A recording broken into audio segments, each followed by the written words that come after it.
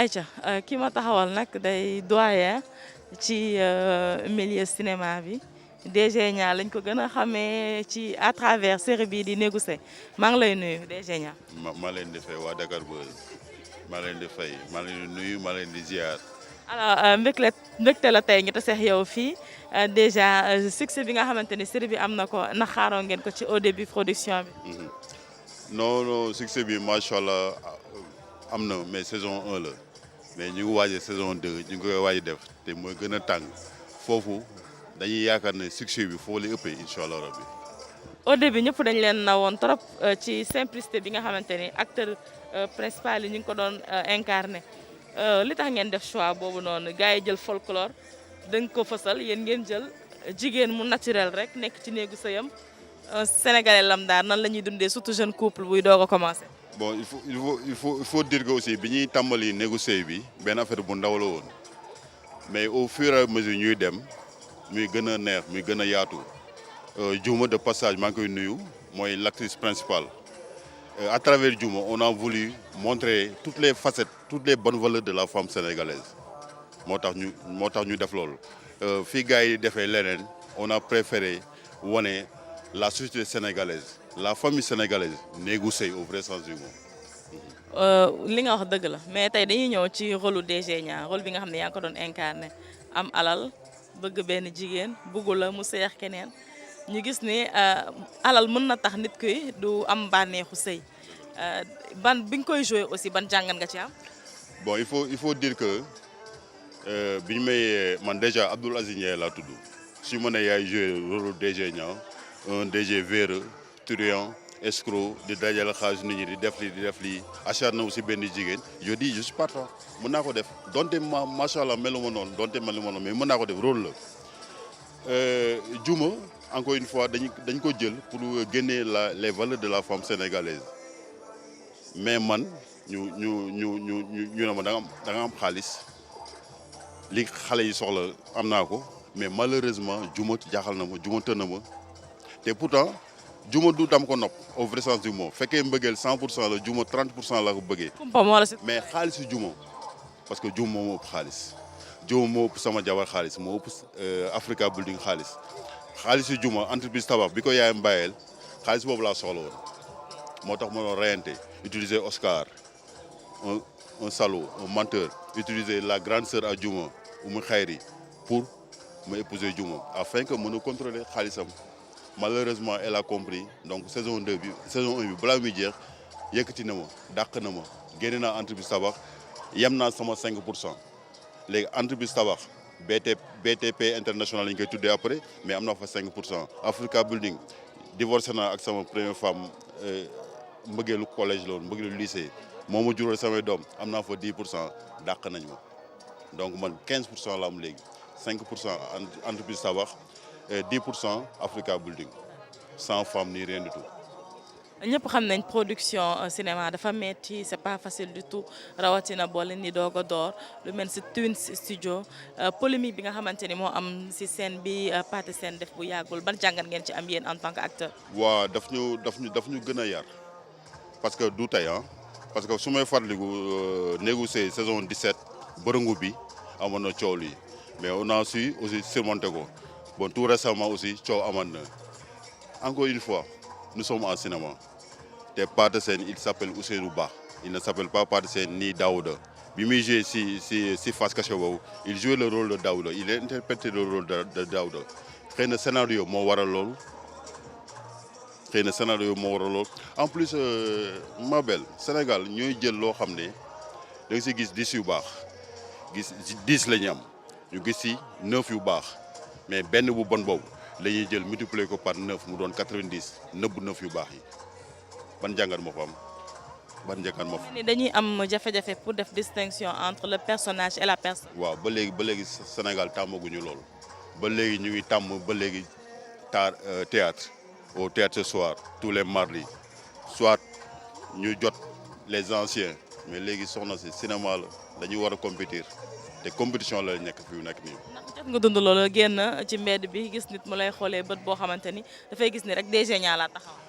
man dox naa di dox ni xam dama firi bon langatuma car rapide parce que mënatuma ko mais dama firi dox naa ti ñu ne ma mais yow lan moo tax nga sonal Juma je comprends ne ko mais Juma sama xarit la mais soo ñëwee Sky TV tu sais pour faire plaisir aux gens c'est moi qui fais le thé et je sers à tout le monde le thé je le fais parce que nii laa mel man jàmm laa am mais seulement scénario mën a tax ma bon scénario mën a tax ma mel nii mais 1 plus 1 chez moi égale 2. Merci beaucoup. jërëjëf Badji. Bonsoir. pareillement merci beaucoup.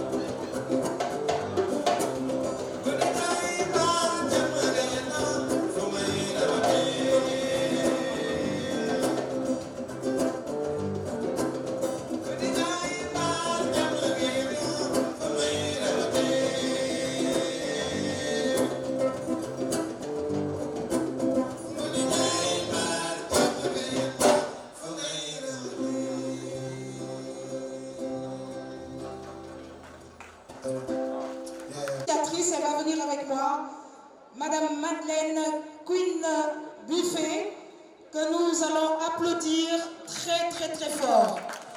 Alors tout simplement, c'est encourager les femmes entrepreneurs et bien sûr les femmes leaders. Madeleine, merci de nous offrir justement cette soirée d'échange, de partage entre femmes. Alors comme pour dire, mesdames et messieurs, nous ne sommes pas seuls. Hein. Évidemment qu'on ne peut rien faire sans les hommes.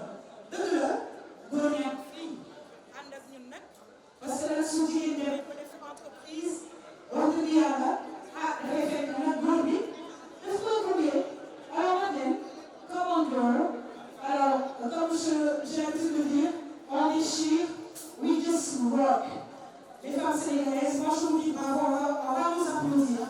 Tout simplement parce que nous sommes en train de faire un excellent travail ici et ailleurs. Merci ma chère. Bonsoir, Madeleine. Bonsoir à tous mes invités. Donc, je suis très honorée que tout ce monde-là ait répondu à mon appel.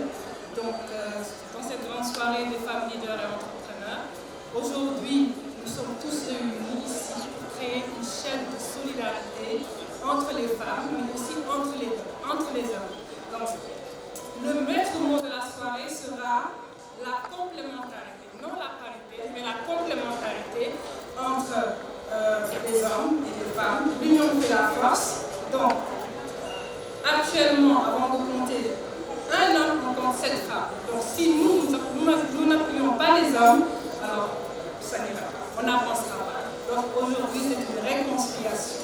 On ne va pas parler de parité, mais on va parler de complémentarité. On va se tenir la main et travailler tous ensemble. Et le réseau de solidarité aujourd'hui, j'espère que tout le monde est venu à ce cadre de visite pour élargir son réseau et vraiment avoir de nouveaux partenariats et créer de nouveaux liens. Donc, que tout le monde dans son domaine d'activité puisse repartir aujourd'hui avec un bagage intellectuel et un bagage professionnel. Élargir son relationnel, c'est vraiment le but de cette soirée-là. Créer une solidarité entre nous les femmes d'abord, parce qu'on a toujours tendance à se voir comme des concurrents, alors qu'on va marcher main dans la main et avancer ensemble. L'union fait la force, et aujourd'hui, c'est vraiment le but de cette soirée-là, créer des liens, créer des relations, et vraiment entretenir tout cela pour aller devant. Donc, une croissance collective. Je remercie tout le monde. Je suis un peu stressée parce que, voilà, mais je remercie tout le monde, les parents, les marraines, les invités d'honneur, les sponsors, et tous les partenaires qui nous ont accompagnés. Merci à vous. Alors, une très grande dame, on y va, vous allez l'accompagner. Merci beaucoup. On va applaudir encore une fois, très fort. Voilà. Merci beaucoup. Alors, le temps qu'elle s'installe, je cherche tout simplement Nogay. Ah, Nogay, elle est là. Bonsoir, Nogay. Alors, pour moi, c'est à présenter Nogay. Moi, je l'appelle Nogay Anglemania. Venez avec moi. On va aller, on va marcher. Parce que c'est ce que nous voulons, marcher et aller de l'avant.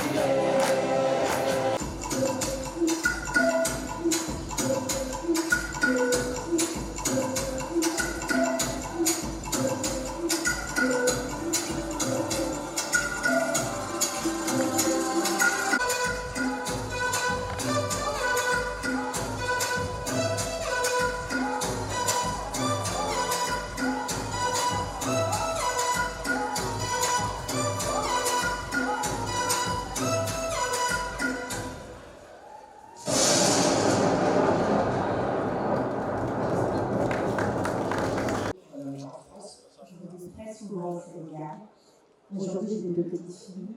Et pour moi, c'est vraiment important qu'une fois avoir mis en place la base pour moi en France, il fallait que je rentre au pays.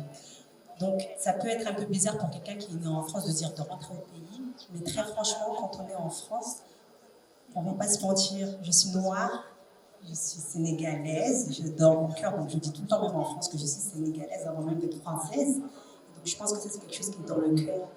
Et du coup, je savais qu'un jour ou l'autre, que je revienne, que je vienne au Sénégal. Alors c'est vrai que beaucoup, même en France, me disaient que j'étais un peu forte de partir au niveau de l'artisanat. Moi, dans ce que je faisais, je travaillais beaucoup avec des artisans qui sont au Sénégal. Et c'était beaucoup plus simple pour moi de venir ici et de travailler directement avec eux finalement. Voilà, en gros, en France, c'est pas une facilité, c'est faux. On a beaucoup d'aide, c'est vrai, il y a une assistance. Mais très franchement, psychologiquement, il y a beaucoup de choses qui ne vont pas, contrairement au Sénégal. Bonsoir. Yes, bonsoir. Vous allez bien? Yes, ça va bien, merci, c'est Je vais gentil. vous représenter. Yes, c'est Sankara Mbaye, Baye Daba Mbaye, l'homme le plus médiatisé. Baye Daba Mbaye, c'est pas du français. Père de Daba Mbaye. Bon garaaw nañ ko eggale ci ko langue Kocc Barma bi rek. gënuma laa dégg tubaab moo tax da nga may jéem a napp nii rek dama napp. damay bañ xale yi TikTok la. non non kan. xale yi laay bañ TikTok. non j'ai fait les bancs aussi je suis pas n'importe qui. Ban classe nga yow. man jàng naa ba classe nante yi non ba classe nante yi de. D'accord. c'est ça. ok donc Sankara tey nan nga gisee soirée bi jigéenu Sénégal jàmbaar xaaratuñu góor ci lenn di jug di ñefe pour amal seen bopp dugg ci entrepreneuriat dugg ci leadership. macha allah ñëpp xam nañu Sankara Mbaye il est toujours avec les femmes man jigéen ñi laa àndal dem nañ ko ba léegi dañ may wax man féministe la mais féministe positif kooku sama idéologie la mais li ma mën a wax rek mooy jigéenu Sénégal njaay jigéenu Afrique jigéen bu ñuul ay jàmbaar lañu ndaxte boo xoolee suñu yaay li ñuy daj ci ñun suñu jabar yi li ñuy daj ci ñun suñu doomi jigéen yi li ñuy daj dañ leen war a teral màggal leen ndax man dama gëm ni saa su ne la femme elle est supérieure à l'homme moo tax macha allah waa Queen Buffet tey lépp rafet na Mado tamit di ko encouragé di ko wax ni nii la il est grand temps que la femme reprenne jëlaat li mu moom ci notre société africaine et sénégalaise aussi c'est ça. macha allah am na solo fan yii dama gis sa tànk dafa bëri Sénégal xam naa ne fi nga bokk et tout mais lan la temps yii jaabante bi dafa bëri. waaw am fi wàll gis ni sénégalais yi di souffrir di am lu leen metti chômage bi mbënd mi you know loolu moo gën a tax tey ñu teel fi ñëw pour ñaax jeunesse bi wan leen ni le changement est possible.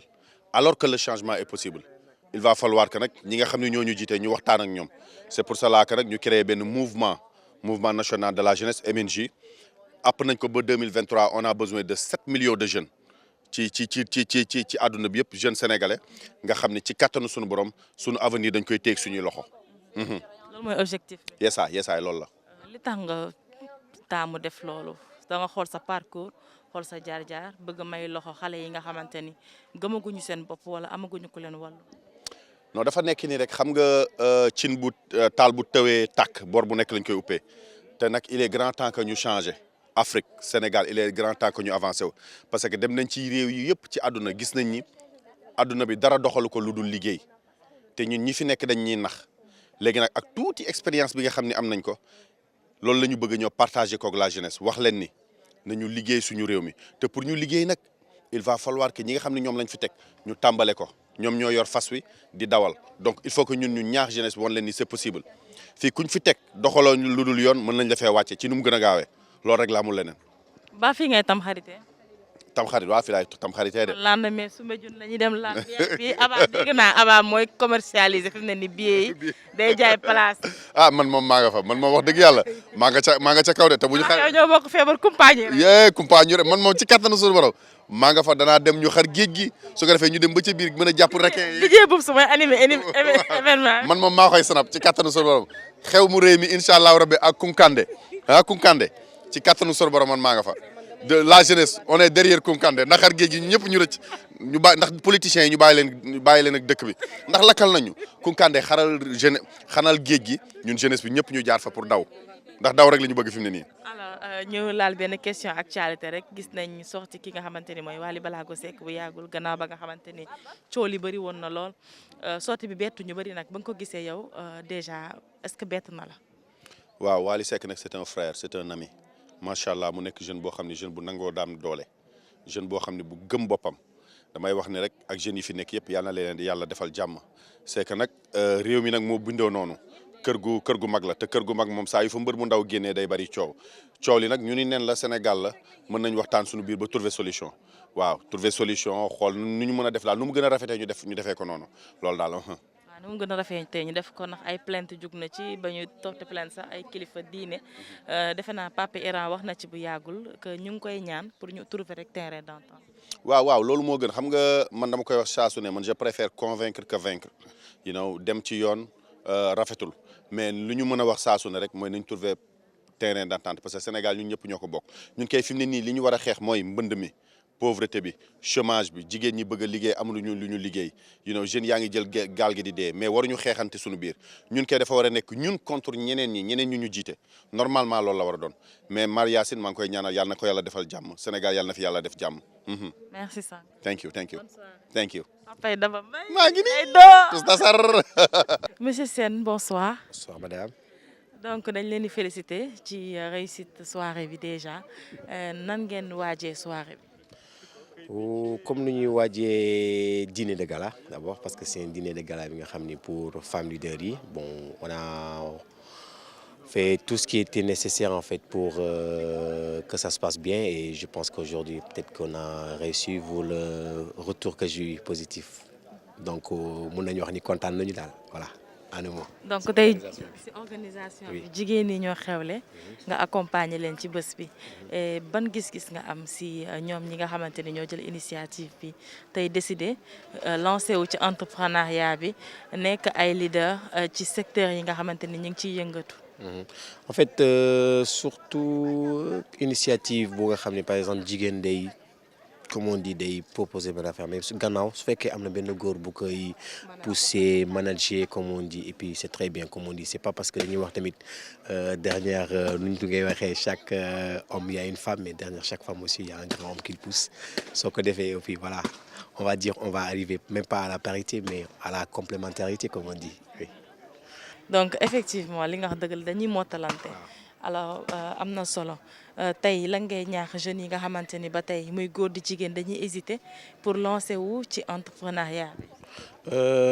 Peut-être je vais dire surtout ñun Sénégalais dañu ragal parce que on a beaucoup plus peur de l'échec que d'aller en fait on se prend pas compte que l'échec en fait nous aguerrit nous permet en fait d'agrandir et puis nous donne des forces et puis beaucoup de je veux dire d'expérience. En fait, loolu la ñu gën a ragal en fait moi qui vous parle en fait moi je suis dans l'entrepreneuriat parce que j'ai pas hésité à démissionner là où j'étais pour créer ma propre boîte donc c'est dans cette perspective là laa gis en fait dajeek ay jigéen comme Madeleine ak yeneen jigéen en fait pour ñu former benn groupe laa yor en fait de réflexion d'amis pour porter en fait ce combat des jeunes pour leur permettre d'entreprendre et puis ñu ngi dem ba ci village donc bu village yi demee bay entreprendre ñun nga xam ne ñu nekk ville ñu ñoo war a vraiment donner levier le bon exemple en fait je veux dire donc c'est surtout ça laay wax parce que entreprendre c'est aujourd'hui s'assurer en fait qu'on va pas être chômeur parce que si on entreprend on a un boulot on va bien s'en acquérir on va avoir de l'expérience on va gagner le maximum de marché donc pour moi c'est le moteur en fait de tout entrepreneur.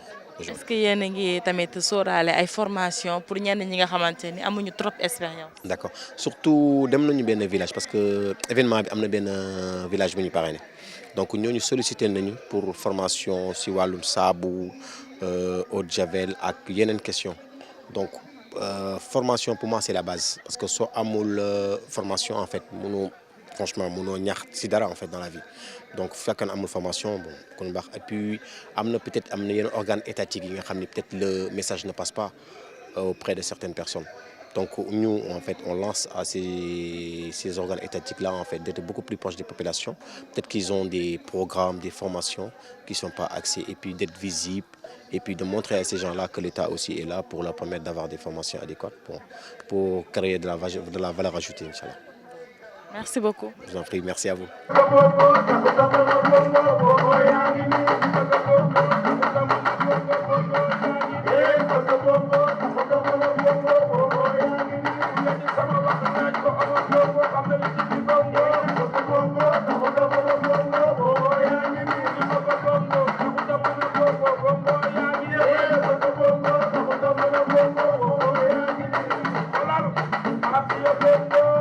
Happy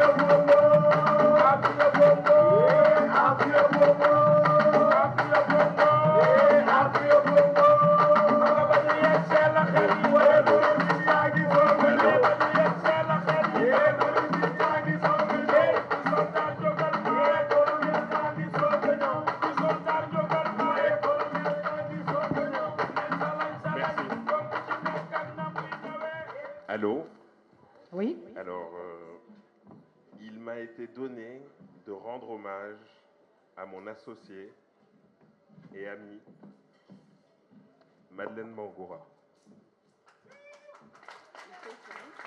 Je vous demande de l'applaudir très fort, vraiment, parce que nous sommes associés depuis plus de 5 ans et tout ce que nous avons dit aujourd'hui chez les femmes leaders, je l'ai vu dès le premier jour chez Madeleine. Madeleine, c'est quand tu lui dis ça ne marchera pas, c'est je ne vois pas pourquoi ça ne fonctionnerait pas, au moins j'aurais essayé et j'en tirerai ce que je dois tirer. Queen Buffet, c'est un concept qu'elle a depuis des années, et qu'elle a mûri. Il y a eu une première édition qui a été un grand succès, une deuxième édition qui a lieu aujourd'hui, et vous-même, vous pouvez vous rendre compte que c'est un grand succès. Sabou Doufok Bofam. Madeleine n'est pas quelqu'un qui aime particulièrement être mise en avant. Mais aujourd'hui, vraiment, je pense que nous nous devons de lui rendre un hommage vibrant en l'applaudissant de toutes nos forces. Alors, on applaudit très fort Madeleine Queen Buffet, l'initiatrice justement de ce très grand projet qui réunit les femmes leaders et les femmes entrepreneurs. Madeleine, on te dit tout simplement merci et bonne continuation, une brave dame. Merci. Alors, juste rappeler que ces dames-là sont habillées par Maebo et Dressé Vita. Voilà, qu'on va applaudir très fort. Voilà, bravo. En tout cas, bravo encore une fois à toutes ces femmes entrepreneurs. Merci, coach Big Up. Vous avez encore quelque chose à y ajouter? Ben voilà, on va applaudir voilà, toutes les dames. On va applaudir tous les messieurs qui sont avec nous ce soir. Alors le...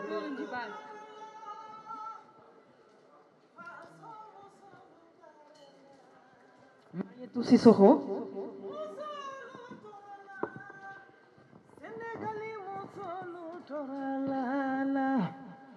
Musolu aniche farafina musolu barala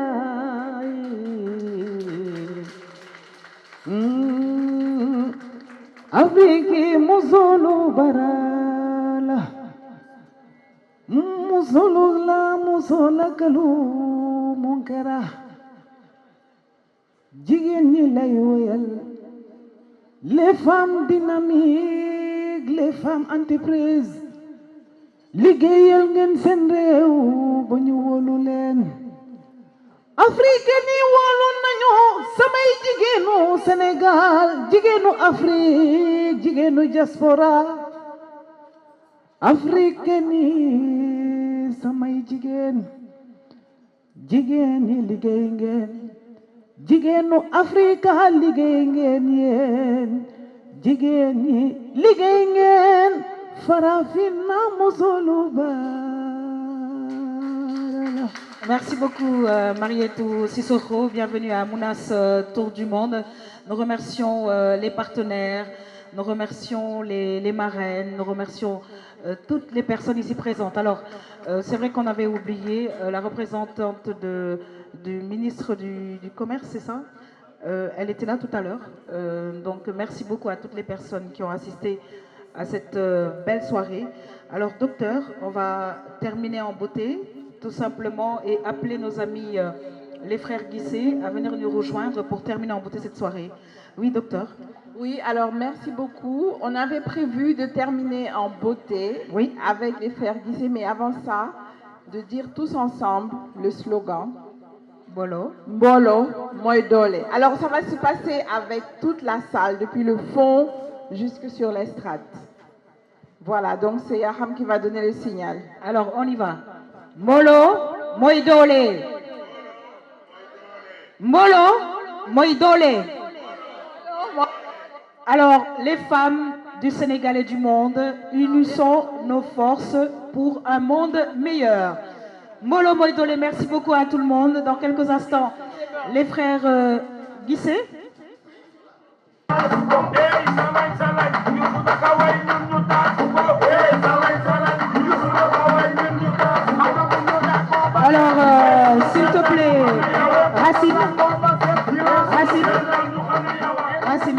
beaucoup. Il y a tellement de femmes qui veulent témoigner. Alors, on appelle Mounas Tour du Monde juste avant les frères Guissé. Coach, oui, merci beaucoup. Ça a été un plaisir, en tout cas, de partager cette belle soirée. Julienne, bonne continuation à toutes ces femmes. On va les applaudir très fort. Khadi Racine, c'est toujours un plaisir. Alors, non, toi, tu watches pas. Tu restes avec moi. Merci beaucoup. Merci beaucoup, Madina. Merci beaucoup à vous. Docteur, merci beaucoup. Hein. Bonsoir, assalamu alaikum, beaucoup à Sénégal. Je suis honorée d'être là aujourd'hui parmi vous au Queen Buffet. On est là, comme on le dit, femmes entrepreneurs, femmes leaders, et que Mounas Tour du Monde aussi en fait partie. Et au fond, en comble, on est là en remerciant Mme Bangoura et toutes les dames qui sont ici présentes. Et vous dit bon courage et continuons trop forte. On peut le faire, on peut aller de loin, on peut amener notre entrepreneuriat, nous les femmes, jusqu'à l'international. Et bravo, et l'aventure va continuer, ne cessez pas et ne découragez pas. Et tout risque sera à prendre pour avancer. Et que les risques, il faut les prendre pour toujours avancer dans nos business, dans nos entrepreneuriats et tout et tout. Bisous. Merci beaucoup. Alors, Madeleine, the limit is sky, you right? Mané, the limit is sky, c'est-à-dire, limite bi c'est le ciel, quoi. C'est-à-dire, tant qu'entraîne-nous faufu, donc vraiment, d'où nous baillent les femmes, en tout cas. Dernier mot, peut-être, hein?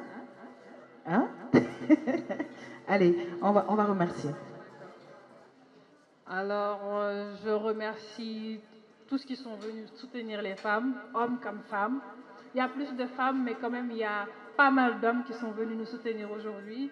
Et je suis très contente que toutes les femmes sont venues répondre à l'appel de solidarité, l'appel d'union, l'appel à la croissance collective entre entrepreneurs, entre ceux qui sont au début, ceux qui sont au milieu et ceux qui sont au summum. Créer un réseau vraiment de solidarité, que chacun dans son domaine puisse aider ceux qui entreprennent, ceux qui sont dans le milieu de l'entrepreneuriat. Moi, je suis dans la construction, je suis dans la distribution. Alors, on a vu une conductrice de grue, donc on a ceux qui sont dans les assurances, on a vu Mounas Tour du Monde, on a ceux qui sont dans les médias, on a des artistes. Donc, on a vraiment un panoplie, un réseau où on peut vraiment créer une solidarité, une complémentarité et faire de ce réseau une croissance collective, monter ensemble et s'aider. L'union fait la force, d'accord? L'union fait la force. Et si on monte ensemble, on ira loin. Si on essaie de monter tout seul, on va avancer, mais lentement.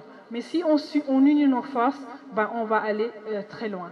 Alors, j'invite tout le monde. J'espère que la soirée a été belle, que ça a été riche en expérience, que tout le monde repart avec un bagage intellectuel beaucoup plus énorme que avec ce quoi vous êtes rentrés. Et sur le plan relationnel aussi, que vous avez pu tisser beaucoup de relations durant cet événement.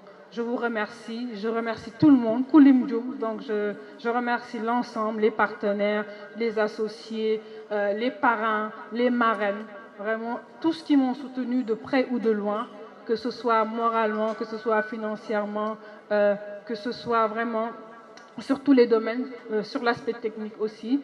J'ai eu beaucoup de partenaires et je remercie tout le monde. Donc le réseautage vraiment, c'est la base. L'argent, c'est bien beau, mais quand on a les relations, c'est encore mieux. Donc cultivons les relations, entretenons nos relations et développons les réseaux. C'est ce qui va nous mener loin et c'est ce qui va nous permettre de développer vraiment une croissance collective. Je vous remercie. Merci beaucoup, Madeleine. Merci à vous. Alors moi, je vais terminer tout simplement en disant Mbolo Moïdole. En tout cas, pour ma part, ça a été un plaisir d'être avec vous. Espérons vous retrouver très bientôt. Bonne fin de soirée. Tout de suite avec les frères Guissé. Merci. dina jël impression invité yi nga xam ne ñoo fi teew tey rawatina femmes yi nga xamante ni bokk nañ ci femme leader yi femmes yi nga xam ne ay entrepreneur lañu di ñafe di liggéey di góorgóorlu ci seen secteur ki ma toogal kenn dootu ko présenté muy Mounas Tour du Monde maa ngi lay nuyu. maa ngi lay fay ma chérie maa ngi lay fay bu baax di nuyu waa Dakar Buzz yéen moom vous êtes ma famille ndax Big Taf moo tax ak yow sama rakk ju baax bi macha allah ngeen di liggéey lu rafet lu am fulla lu am fayda je vous suis partout et macha allah maa ngi nuyu waa Sénégal yëpp tey nag ñu bokkoon ci ñi honoré ci Queen Buffet ñu ñëwoon fi tey fii ci Queen Buffet bi les femmes leaders pour booloo doon benn on est là. macha allah tey bi nga ñëwee ban yëg-yëg nga am déjà ci soirée bi initiative. Initiative bi maanaam ñu distingue la parmi les femmes leaders parmi les femmes entrepreneuriat loolu lu rëy la ci man loolu ça te montre que ne tu es yaa ngi nekk ci yoon bu baax yaa ngi nekk ci yoon boo xam ne yaa ngi wan say rak yoon bi ñu war a ñëw pour ñoom tamit entreprendre pour ñemee yoon bi parce que yoon bi yàgg na lool mais instant bi moom duñ ci gan comme duñ ci gan nag on est là pour motiver les enfants les jeunes que ñu xam ne tout le temps rek il faut que ñu liggéey te liggéey bi moo indi lii yëpp on a débuté mu métti lool mais gëm ko bàyyi ci suñu bopp bëgg ko dëggal ci suñu bopp ba tey jii ñu yegsi fi ñu yegsi ñun Mounass Tour du Monde ku ñu xam ne ñu ngi ci domaine meuble bi ak décoration bi tey moom la ñu waa Sénégal xamee te am na xale yu bëri yoo xam ne bëgg nañ ko. ñi nga xamante ne ba tey dañoo ragal lancé wu ci entrepreneuriat lan nga leen mën dénk. non bu ñu ragal nag parce que man damay wax loolu tout le temps damay expliquer loolu ci samay live naan leen benn femme war ragal muy femme muy góor parce que il faut prendre les risques chaque investissement demande des risques parce que da ngay perte da ngay avancer waat chaque fois booy investir si dara rek dis-toi que ne damay perte tey suba mën naa gagner et que fexeel ba positif nekk tout positif nekk sa yaram nga boo yeewoo positif ngay xalaat positif que ne da ngay dugg da ngay avancer et que lu ñëw tamit après nga calculer waat positif bi dugalaat ko ci tu vas avancer mais entrepreneuriat dafa métti am na risque yëpp mais on est là vous nous voyez non on est là aujourd'hui ñu ngi toog tey bay fêter Queen Buffet femme leader femme yëpp ñëwoon fi macha allah. deuxième édition et que ñuy ñaan ñi di ko yeggalee ati at te fii dañ fi wax entrepreneuriat pour mbooloo mooy doole on est ensemble que ne chacun ku nekk ku gis Mounass Tour du Monde lu mu la mën a conseiller ci business lu mu la mën a conseiller sa entrepreneuriat wala ku mu mënti doon damay wax ne allez côtoyer ces dames là parce que elle connaît mieux que les personnes qui nouvelles kon les anciens là il faut que ngeen dem ci ñoom côtoyer leen ñu wax leen fi ñu jaar yoon bi fi mu jaar yoon bi sori na métti na te jeexagul l'aventure continue aussi.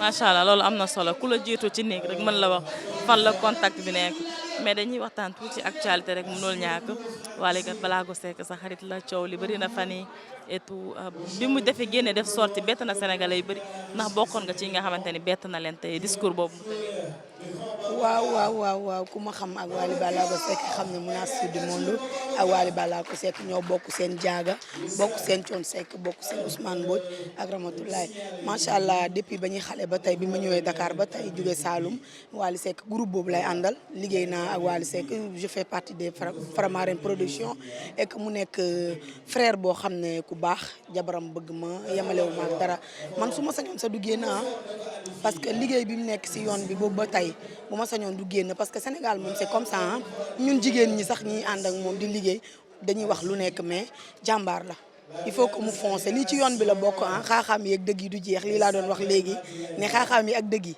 ak sànni xeer yi du jeex mais ku nekk ci escalier di yéeg saa su nekk ngay gestu pour man da ngay daanu te boo daanoon di nga damm fracture yu bëree bëri Wally je te dis moi ta petite sœur adorée Mounass Tour du Monde qui t'aime tellement qui était là les premiers pas et qui est là jusqu'à présent de ne pas se figer des paroles ou bien des faits gestes qu'on dit et que continuer si se lancer yaa ngi ci woon depuis 2016 ba tey on était là nga toog sa ruq liggéey sa liggéey loolu liggéey ñëpp aimé loolu liggéey ñëpp apprécier muy mag muy xale ku dugg sa ruq fecci Wally lii man maa ko wax man Mounass Tour du Monde. Merci beaucoup Mounass je vais souhaiter une très bonne soirée. et merci beaucoup ma chérie. bu rafet na kan moo la habillé.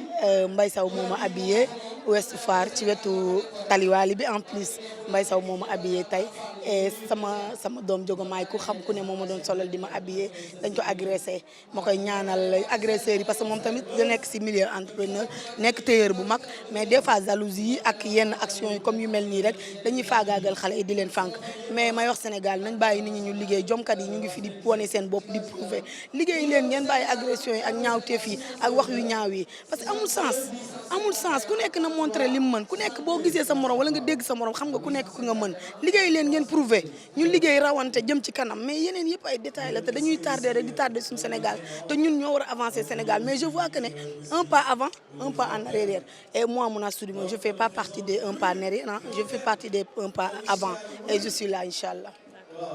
Merci beaucoup waa Dakar Buzz, je vous aime et je vous adore.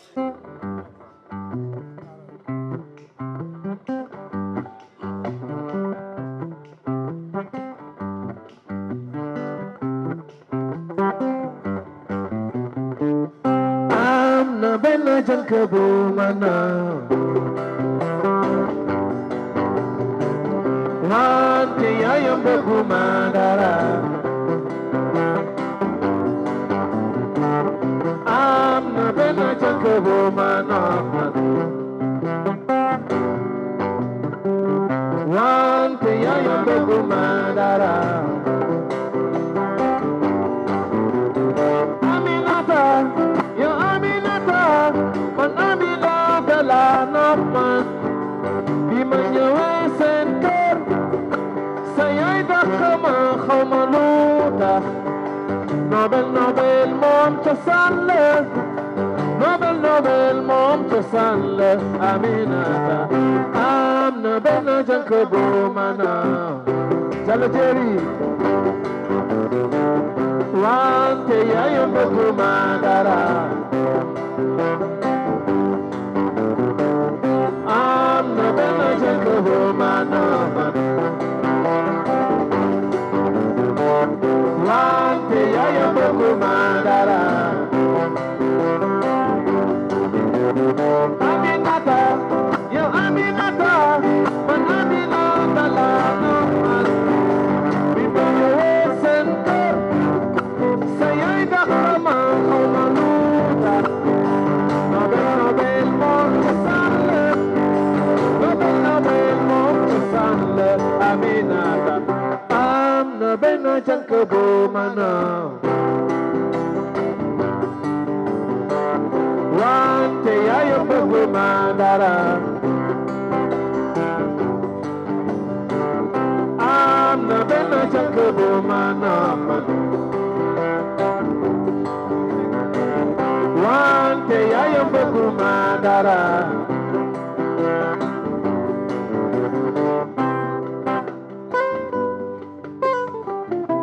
waaw waaw Yaxya Fall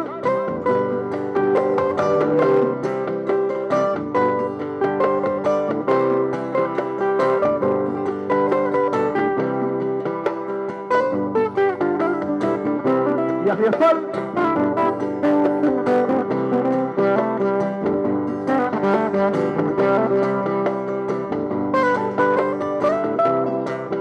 Fatou Seen nuyu naa la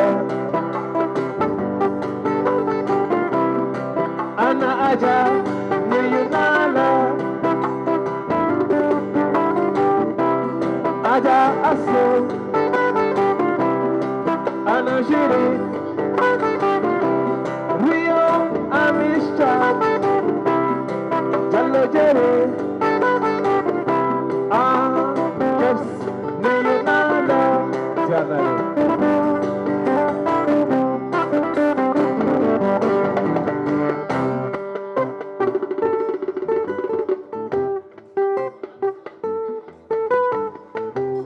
Sungone dana feño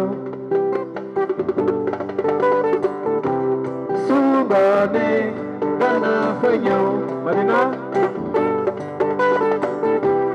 Sulundame dana feño Maritu Sulundame dana feño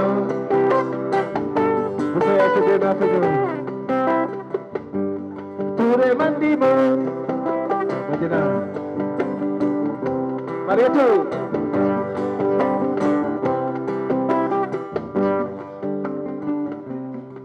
yow Seyni man nopp naa la man yaa ma neex yaay sama xol yaa ma gënal xale yi doo seen morom man yaa ma neex yaay sama xol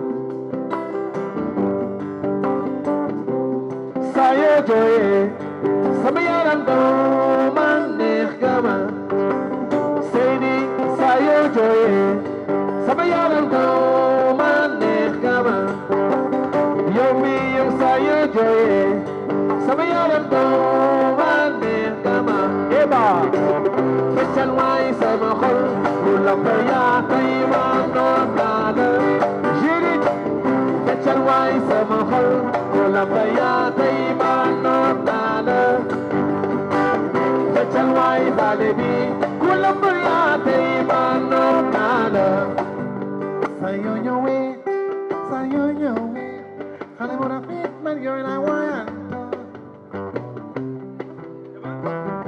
mooy di doole jigéen ñi tàttu nañu boolo moo di doole ay ay ay ay sopp na la wóolu na la sopp na la wóolu na la sopp na la wóolu na la sopp na la wóolu na la xale bi dama ne yow la ma bëgg sopp na la wóolu na la xale bi le bu dul yow du doon keneen man ku ma xool ci yow dal réere man ku ma xool ci yow dal mere ma man ku ma xool ci yow dal mere ma baile ma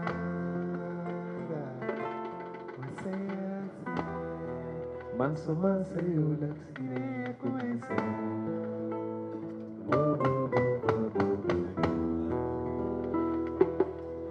ay jege ma sire mais dégguma leen de wala reere leen tey ah ñu demaat pare ngeen defar leen baati baile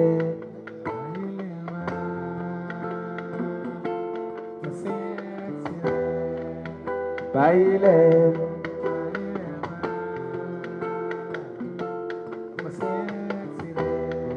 man suma sayul ak sire ku may say wo wo wo wo kay foof ma sire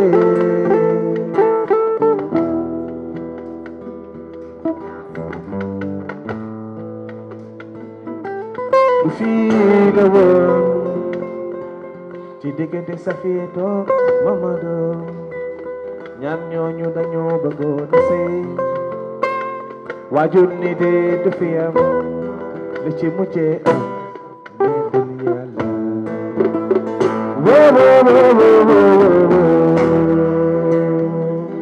kaay jege ma si de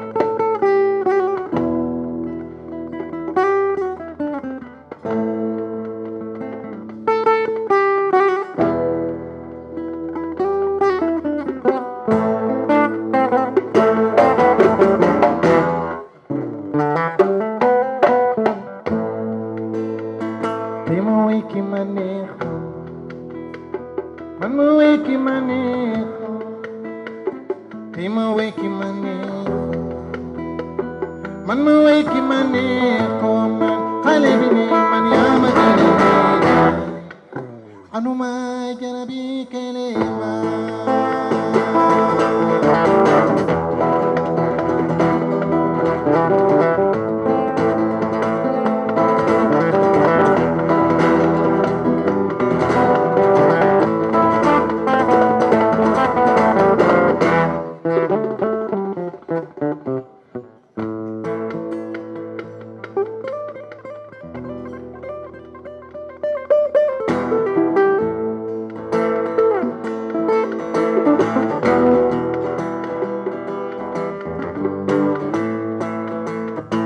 bulen ma jéema xañ si ne ndax moom laa mi bulen ma jéema xañ si ne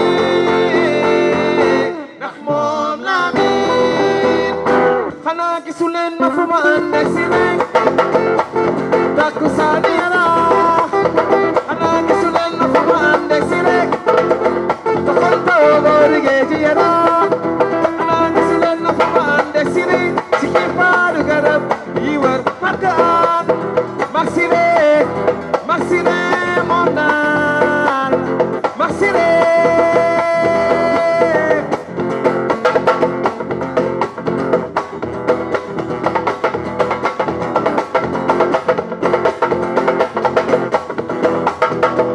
man yaayo bu leen ma jéem a xañ si de man baayo bu leen ma jéem a xañ si de man xaw ma keneen ku dul si de Siré tamit xamul keneen ku dul man xaw ma keneen ku dul si de Siré tamit xamul keneen ku dul man su ngeen ma ko mayul dinaa xaru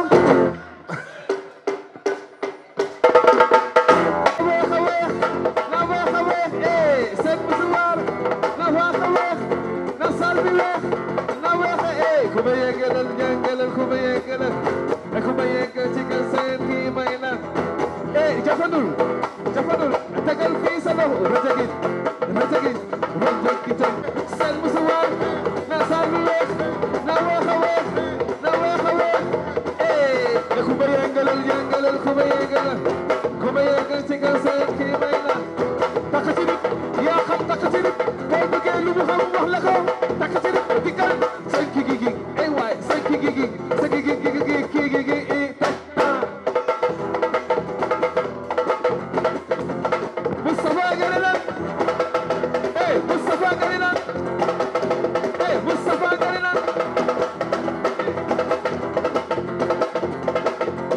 Madeleine nga xamante ni moo initié rek soirée bi ngeen gis ni muy dajale jigéen yi nga xamante ne ñoo nekk ci entrepreneuriat ak leadership deuxième édition lan moo waral. alors tey suñu teewaay fii mooy vraiment booloo jàppalante parce que l'union fait la force tey bu ñu dajee fii tey mooy yokk suñu réseau yokk suñu collaboration xool nan la ñuy yokkee suñu doole pour mun a jàppalante entre nous parce que bu ñaar bokkee mun na avancer moom mun na yéex mais ñu ñëpp bu ñu booloowee nekk benn lu ñu dugg mu sotti donc tey solidarité la moo ñu fi indi tey collaboration képp ku fi ñëw tey di nga yóbbaale bagage intellectuel yóbbaale tamit un portefeuille de clients énorme donc loolu mooy butu soirée bi tey vraiment solidarité collaboration nouer des partenariats loolu daal mooy tey butu soirée bi ak accompagner village bu ñu parrainé ren muy waa Kër Njibaat ñoom la ñu décidé aider ren ndax dañoo nekk village boo xamante ne femmes yi fa nekk dañoo sonn amuñu suñu jàpp te pourtant formé nañ leen ci saabu ak eau de javel mais joxuñu leen moyen yuñ ko exploité donc une partie wu bénéfice u tey dañ koy dédié pour defal leen benn petite industrie ñu mun di ci liggéey di ko jaay di am lu ñu suturloo chaque point de vue. bu njëkk dañ daan gis jigéen di xaar lépp góor jox ko tey jigéen dañuy jug di joxe seen bopp ban yëg-yëg nga am bi nga bëggee sos lu rafet li jigéen ñi àndandoo ak yow dooleel la mu wane ni jigéen ñi bëgg nañ demal seen bopp bëgg nañ ñaxal. waaw tey wax li tax ñu gën a booloo mooy nekk balaa ngay compter benn góor da ngay compter juróom-ñaari jigéen bu ñu bëggee wekk yëpp ci góor day métti ñun dañoo war a jug booloo jàppale suñu góor loolu mooy tax ñu avancé loolu moo tax ñu dimbali suñu njaboot.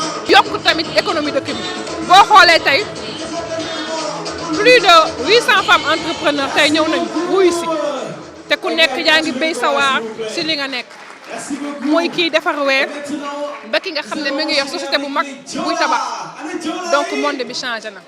donc dañuy continuer rek di véhiculer message boobu di yee suñu mbokku jigéen ñi ne leen léegi jug dafa jot booloo dafa jot jàppalante dafa jot jàppale suñu góor ñi jàppale suñu mag yi jàppale suñu rakk yi nekk ci yoonu yokkute donc loolu daay mooy but bi donc maa ngi remercier ñëpp di remercier Dakar Buzz bi nga xam ne bi ma commencé ba léegi ñi ngi may accompagner ci initiative bi ci mouvement bi donc bàyyiwuñu ma benn yoon te ñoo couvrir événement bi tamit depuis le début depuis 2 mois ñi ngi ci di ci def lu am solo ñi ngi naan collaboration bi sax yokku ren ñi ngi ci 800 personnes déwén ñi ngi ñaan yàlla nekk ci 1500 wala 2000 personnes toujours accompagné Dakar Buzz vraiment qui a fait un excellent travail et qui a fait vraiment vulgariser notre programme ba tey ñu mën a am lii yëpp ci biir salle bi ñu leen di remercier di leen gërëm di leen sant Dakar Buzz sa kaw sa kanam. alors damay terminer en beauté rek par rapport ak programme bu bés bi gis nañ B2B bi ñëw gis li nga xamante ne mooy panel bi léegi mu commencé après ça nga ne buffet des kin lan moo waral lool.